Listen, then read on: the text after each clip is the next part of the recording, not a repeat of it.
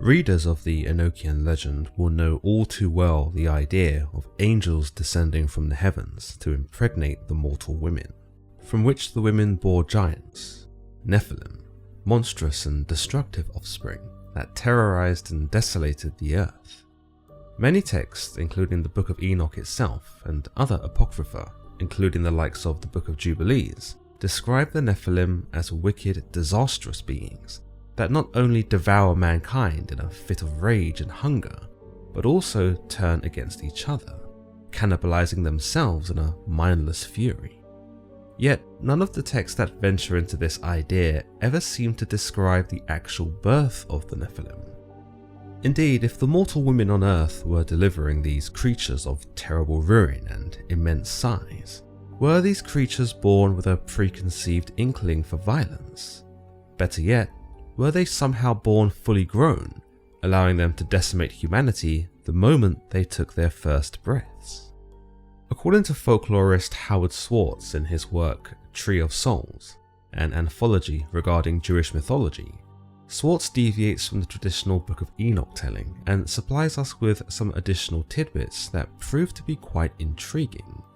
We learn that the descent of the Watchers didn't consist of a whole host of unruly angels under the leadership of Semyaza, but actually consisted of just 2 Watchers, Shemhazai, possibly an alternative for Semyaza, and Azazel, he who in the Enochian account takes the brunt of the consequences for the transgression. We also learn that these 2 angels were originally pretty innocent, but that they were either corrupted by the demonesses Nama and Lilith, or fell victim to the evil inclination on the earth, an undeniable law known as Yetzer Hara in Jewish folklore that specifies that regardless of species, every being on the earth succumbs to some form of evil at some point. Schwartz is actually quite detailed when it comes to the Nephilim, perhaps uncharacteristically so, considering the ancient texts seem to shy away from discussing their infancy. Here we learn that after the angels had their way with the mortal women, each woman delivered 6 children from one pregnancy.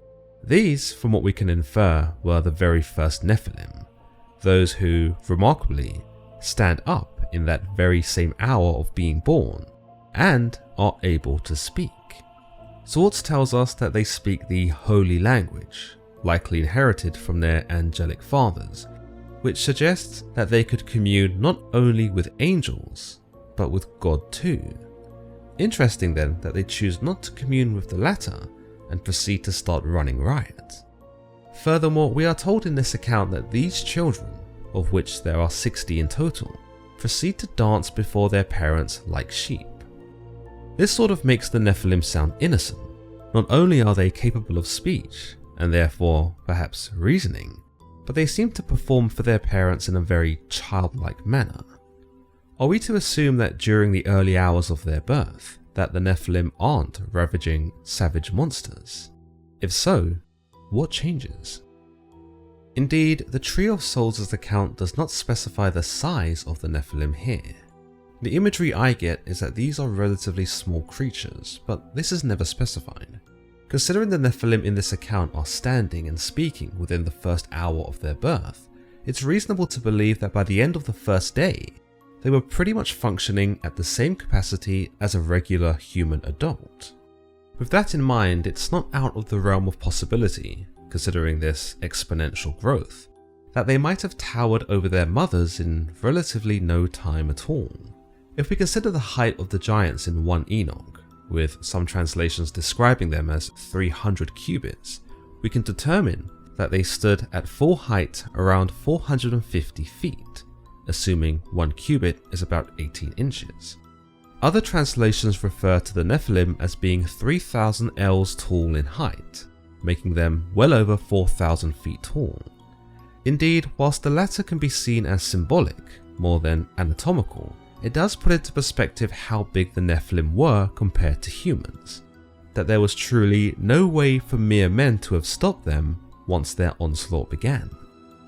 What's interesting is that from this account we are told that the appetite of the Nephilim was so enormous that God had to actually rain down manna upon them in order to keep them sustained.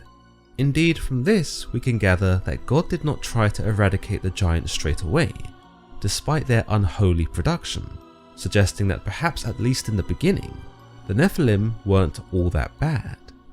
However, this manna, whatever it is, proves to be insufficient for the giants. Despite being rained down on them in many different flavors, the Nephilim end up rejecting the manna and choose instead to dine on animals and humans. This begins their foray onto the rest of the earth, and sees them maul and devour everything in their midst. As mentioned, the Book of Enoch itself is quite coy with such details. We are not told anything in regards to the actual birth of the Nephilim, nor are we told how many of them there were, nor whether they grew into their humongous size. Instead, the Book of Enoch is very deliberate. We are told that the women became pregnant, and that they bore great giants, which for me kind of makes it seem that they were already giant by the time of their birth. How on earth did the women give birth to them then, you might ask? And that's a pretty good question. One idea I've heard passed around is that the Nephilim began in a typical embryonic state within the womb, but that when their incubation was over, they burst forth from the woman, destroying the motherly body in a gory spectacle of blood and guts. No wonder then they were predisposed for violence. To take this matter further, it should be noted that the mothers of these Nephilim never do show up again, save for a line in chapter 19 of the book, where we are told that they became sirens. There is no explanation as to why they became sirens of all things, and there is some debate as to whether this was merely a Greek addition by the Greek translators, hoping to introduce the narrative to an audience more familiar with their own mythology. Another idea is that God transformed these mothers into sirens as punishment for their participation in fornicating with the angels, but there is no definitive idea as to what really happens to these women, at least on a physical level. Therefore, to suggest they died in childbirth, and then were later damned to become sirens as part of a punishment, isn't entirely out of the realm of possibility. Considering women can still die during childbirth in today's age, from giving birth to a normal human baby, it does amplify the horror of imagining a woman even trying to give birth to something so monstrously gigantic. In the Book of Jubilees, meanwhile, the giants are referred to as the Nephilim, but interestingly, we are also told that they were all unlike each other. Indeed, we are told that within their species, they were two other distinct races, the Nephil and the Eljo, and that each race was eventually slayed by the other, likely when their appetites drove them into bloodthirsty killing machines. The fact that they were able to establish races of giants is pretty incongruent with the other texts. In fact, it's something that seems unique to the Book of Jubilees. Not only would there have had to have been some physical distinctions between the races, but like our relationships to archaic humans, they may have possessed different levels of intelligence and physicality. What's more, if this was the case, then it's reasonable to suggest that there were probably more than just 60 giants, as suggested in the Tree of Souls, but perhaps hundreds, maybe thousands. In fact, considering that the Nephilim or Nephidim were the product of human-angel relations, could it be the case that the Nephil and the Eljo were a product of giant-to-giant relations, or perhaps, more horrifyingly, giant-to-human relations? The text remains quiet on the matter. As you might imagine, the biblical account is far less forthcoming with information on the Nephilim. There exist just two instances where such giants are spoken of, once in Genesis, where they are described as being on the earth in those days, and having come forth from the union between the sons of God and the mortal women, and then once in Numbers, where they are described somewhat adversarially by the scouts of Moses, who claim to have seen them. From these accounts, it is not possible to determine much about the birth of the Nephilim, and considering the limited information that is presented in scripture in regards to these creatures, they are easy for the average reader to overlook. The Zohar, meanwhile, takes on a more controversial perspective.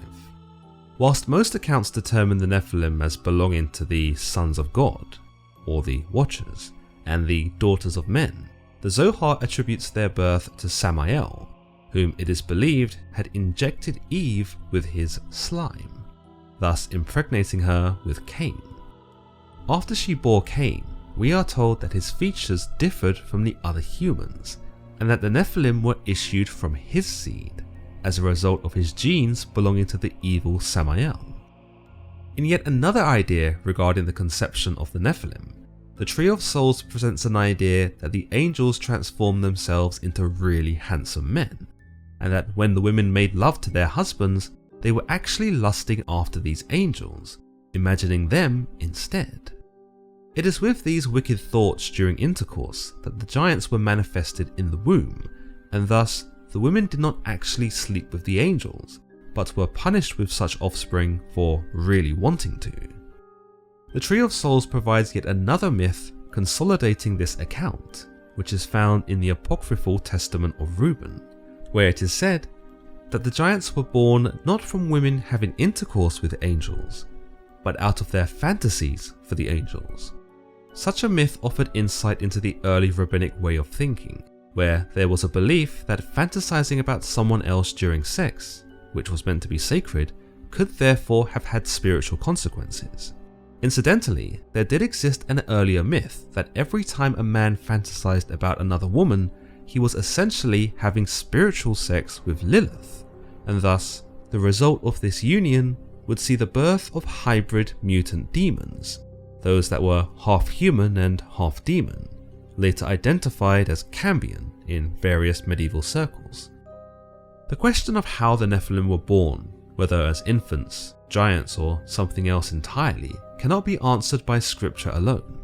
It requires turning to the broader landscape of Jewish folklore, where figures like the Nephilim take on a symbolic weight beyond their biblical origins. Howard Schwartz's Tree of Souls sheds some new light on the Nephilim that the ancient text fails to convey. Indeed, it's more than just speculation or fan fiction though. It gathers centuries of legends, midrash, and mystical teachings that explore the strange intercessions between heaven and earth, angels and demons, sin and consequence. As always guys, if you've enjoyed today's episode, then don't forget to leave this video a like and be sure to subscribe and turn on notifications so you don't miss my next upload. Until next time.